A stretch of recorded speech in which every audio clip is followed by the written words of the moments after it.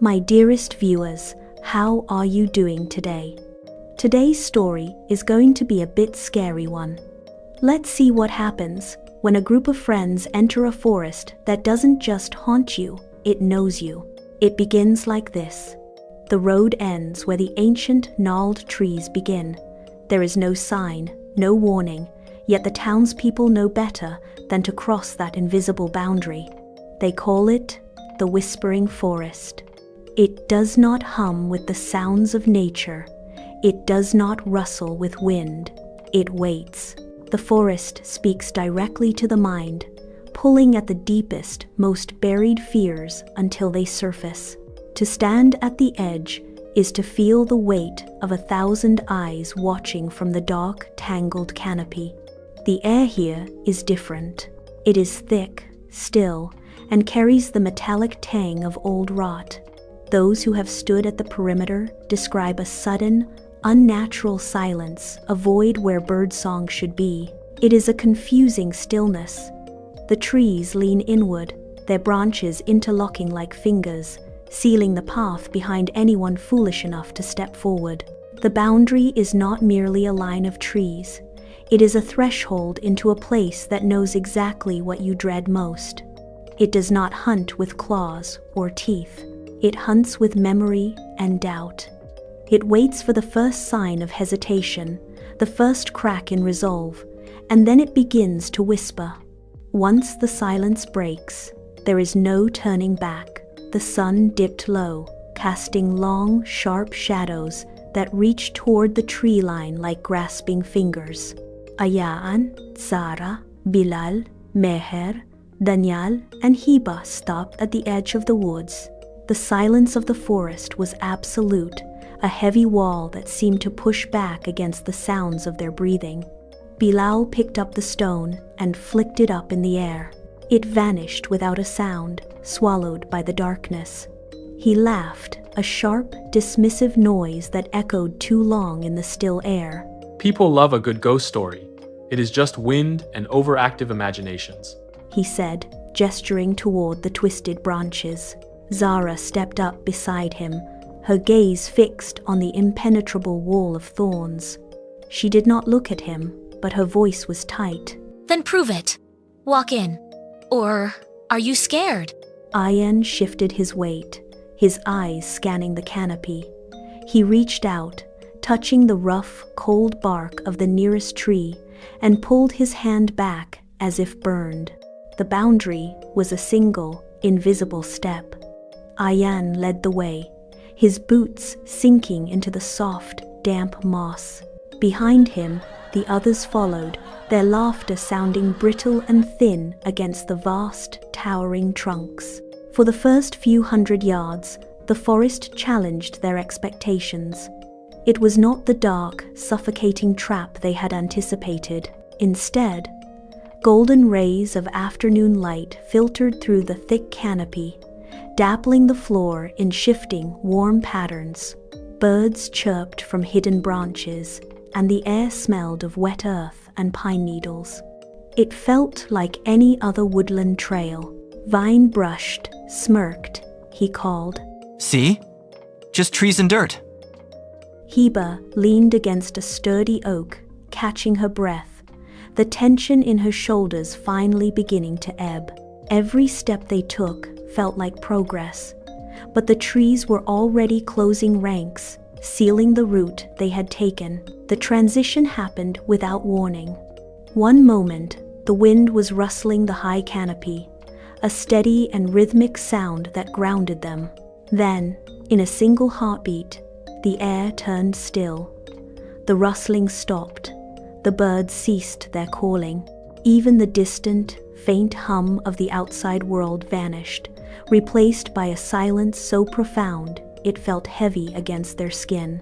It was not merely the absence of noise, it was an active, pressing weight that forced them all to stop in their tracks. Ayaan stood at the front, his hand still reaching for a low-hanging branch.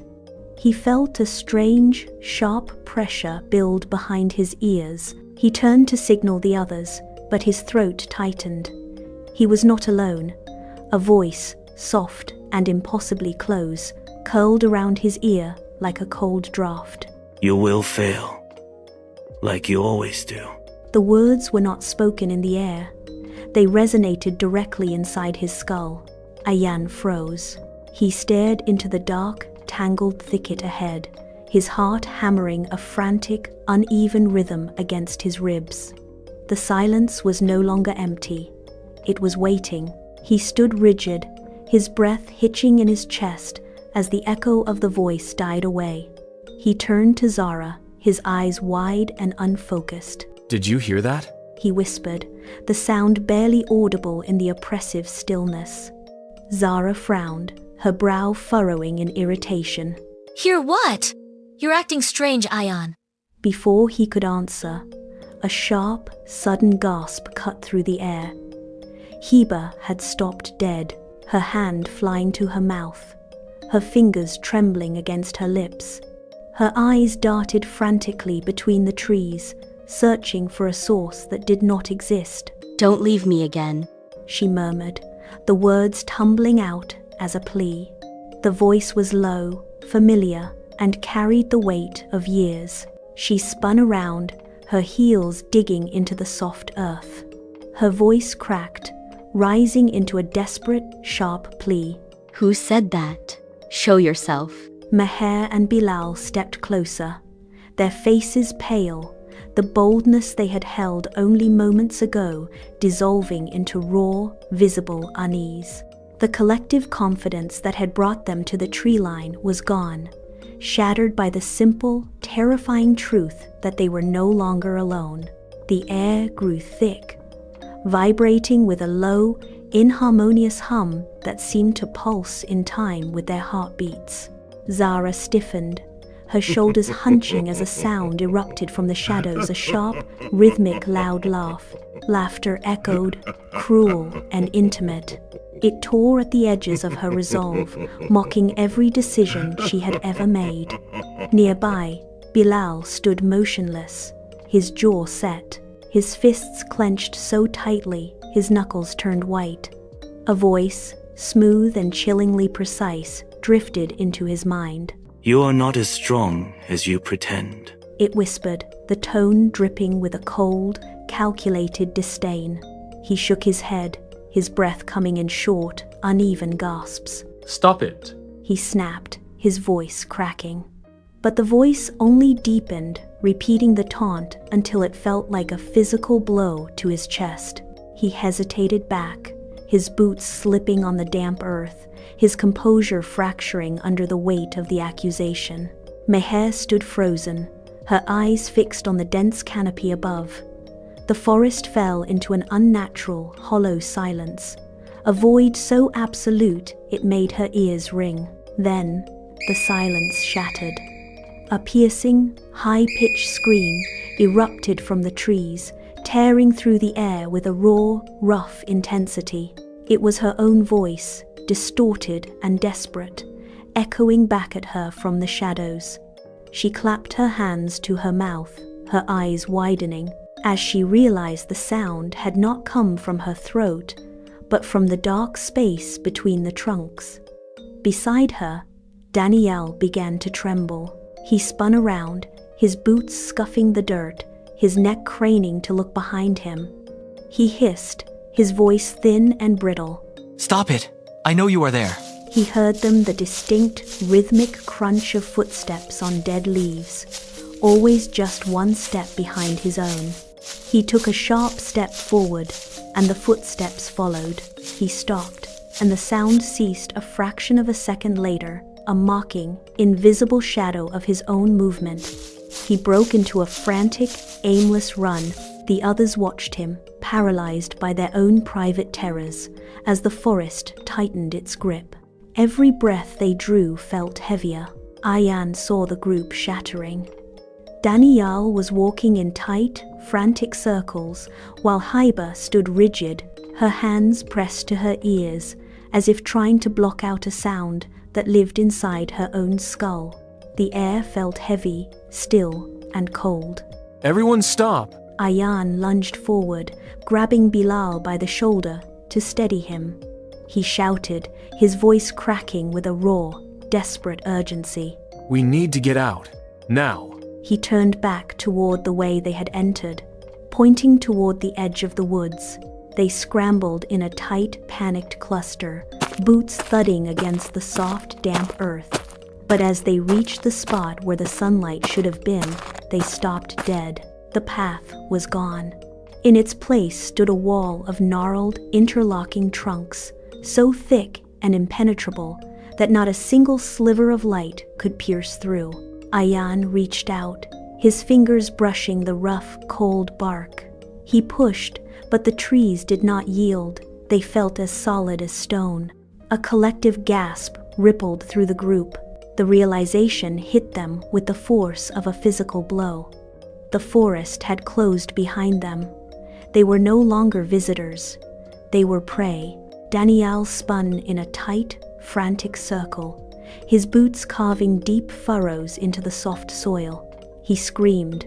Something is following me.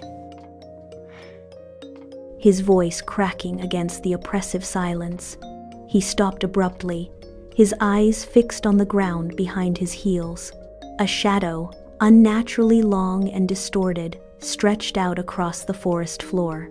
It did not mimic his posture. It remained still while he shivered. Then, with a sound like tearing fabric, the shadow detached from his feet. It rose, not as a reflection, but as a dark, vertical mass of shifting smoke. It surged upward, solidifying into a towering, faceless shape that loomed over him. Daniel stumbled backward, his breath hitching in a sharp gasp, as he tripped over a root and fell hard. The shadow figure reached out, its form rippling like water in a storm. The others stood frozen, their lungs burning, watching the impossible movement. A collective, high-pitched cry tore through the woods. Ayan lunged forward, his hands outstretched, but the sight of the rising figure shattered their last shred of composure. He roared, the sound raw and desperate. The group broke instantly. Run!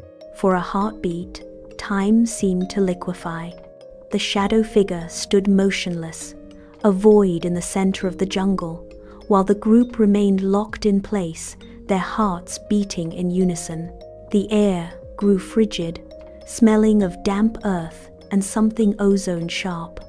Then, the figure tilted its head a sharp, mechanical motion and stepped forward. The ground beneath its feet did not crunch, it sank, as if the soil itself recoiled from the contact. Zara let out a strangled sound, her fingers digging into the bark of a nearby tree. Bilal took a half step back, his eyes fixed on the featureless mass that now mirrored his own terror.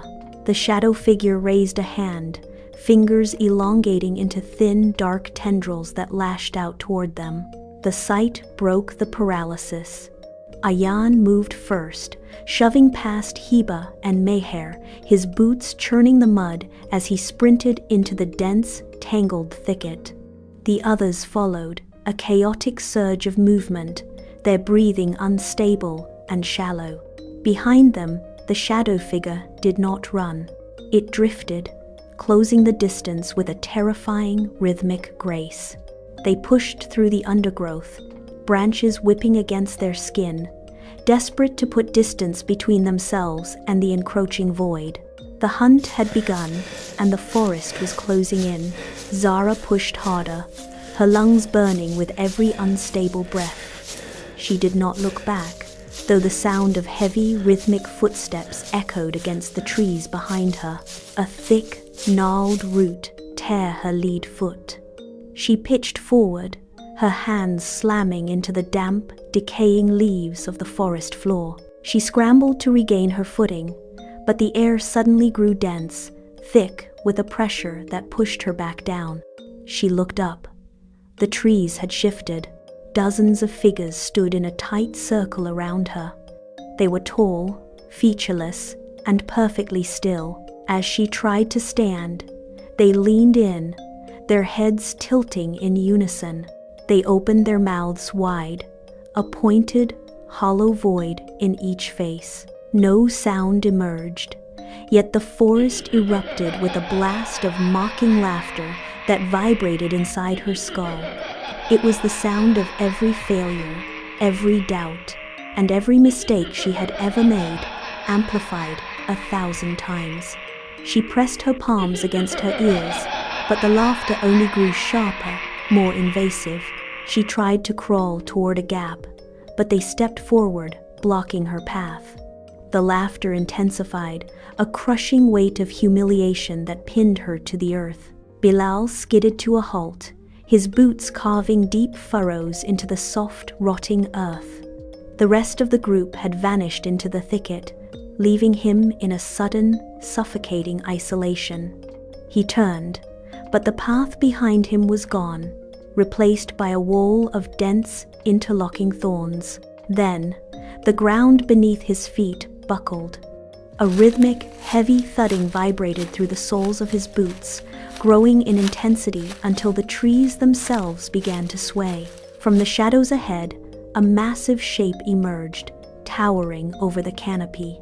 It was a distorted, hulking version of Bilal, its movements heavy and deliberate. It did not speak, but the air around it crackled with a low, husky vibration that rattled his teeth. The creature swung a massive, heavy arm, slamming it into a cluster of ancient trees. The wood broke with a sound like a gunshot, the trunks snapping like dry twigs under the sheer force of the impact. Bilal steps back with fear, his breath hitching, as the giant took another step, its weight causing the forest floor to sink and crack. It reached out, its fingers thick and powerful, and tore a massive branch from a nearby oak, crushing it into dust. The creature loomed over him, a physical manifestation of every doubt he had ever buried. Bilal stood frozen, his hands trembling at his sides, as the shadow of the monster blotted out the last of the fading light. Meher pushed through a dense wall of hanging vines, her breath coming in short, ragged gasps. The forest floor here was unnaturally smooth, swept clean of leaves and debris. She took 3 steps forward and stopped dead. A body lay sprawled across the dirt, motionless. She stepped closer, her heart hammering against her ribs, and realized with a jolt of pure, cold terror that it was her.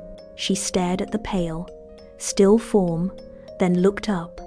Another body lay a few feet away, then another and another, scattered like discarded refuse across the woods. Each one was a perfect, lifeless replica of herself. She backed away, but her heel struck something soft. She spun around to find yet another version of herself lying at her feet. Suddenly, the eyes of the nearest body snapped open.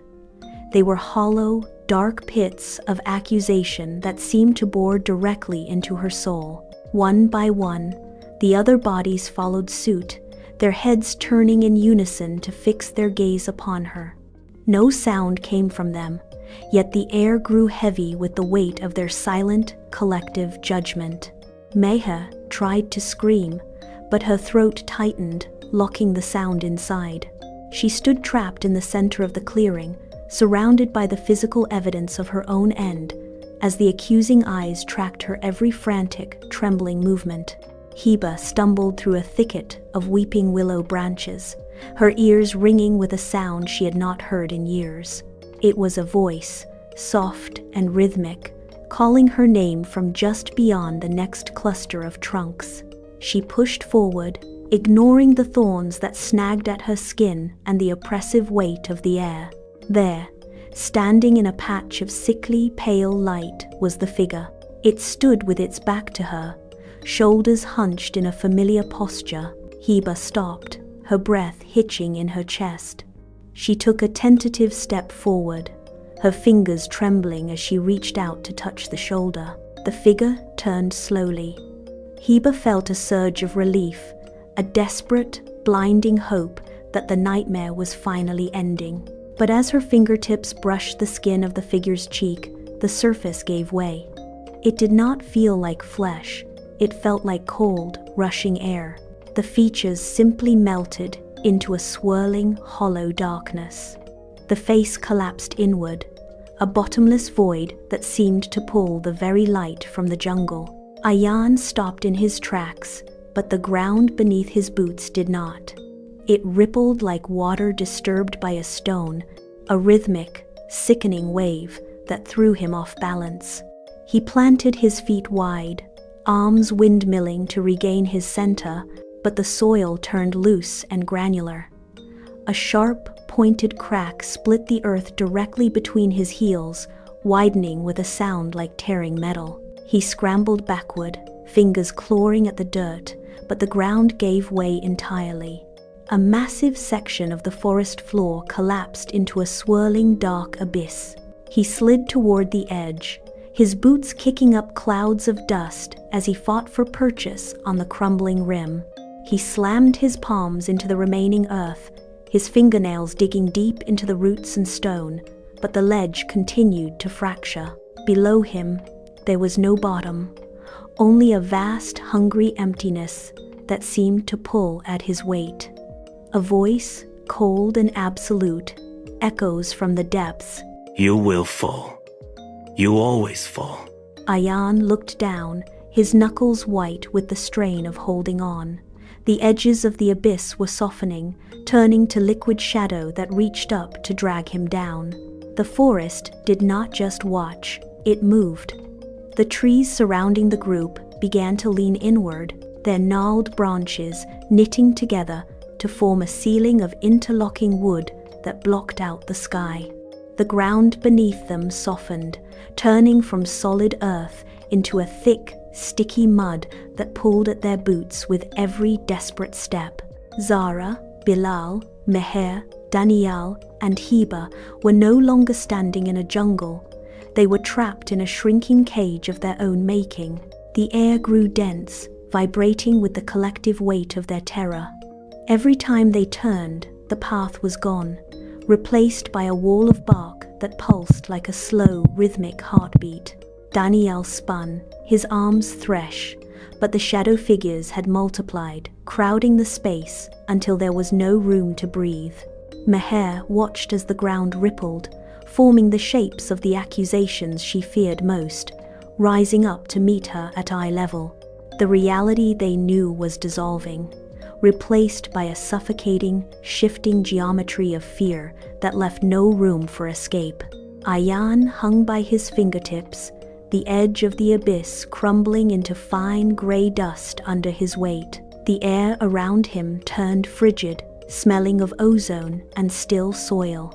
Then, the silence broke. A voice, no longer distant, resonated directly inside his chest, vibrating against his ribs. It hissed. You are nothing.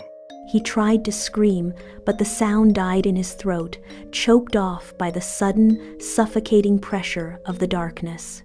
The void beneath him surged, a tide of shadow rising to meet his dangling feet. He felt his fingers go numb. The voice returned, louder, colder, absolute. He felt his grip fail. Your failure is the only thing that remains. His fingers slipped from the pointed stone, and he was pulled into it, dragged down by a weight that had no form. The world above him vanished, replaced by a crushing, absolute blackness. He stopped fighting. The resistance in his limbs dissolved. The screaming stopped. The shifting shadows dissolved into thin gray mist that clung to the forest floor like a shroud. Silence returned, but it was not the silence of nature. It was the heavy, still air of a tomb. Ayan lay where he had fallen, his limbs splayed against the damp earth, his eyes fixed on a point in the canopy that no longer existed. Beside him, the others were motionless. Zara sat with her back against a gnarled trunk, her hands resting uselessly in her lap, her gaze vacant. Bilal, Meher, Daniel, and Heba were scattered across the jungle, each caught in the wreckage of their own shattered resolve. No one spoke, no one moved. The forest had stopped whispering because there was nothing left to break. The urgency that had fueled their flight was gone, replaced by a profound, hollow exhaustion that weighed more than stone. Their identities, once defined by their show-off and their fears, had been stripped away, leaving only the raw, trembling remained of who they had been. The forest breathed. A single breeze stirred the canopy, and the leaves began their rhythmic, natural rustle once more. The mist evaporated, leaving the jungle bathed in the same golden, filtered light that had greeted the group hours before. There were no signs of the struggle, no broken earth, no shadows that moved on their own. The forest had reset. It was once again just a collection of trees, soil, and wind, perfectly still and perfectly patient. The path they had walked in on remained hidden. The forest waited. It had all the time in the world, and it knew that eventually someone else would come, and the whispering would begin again.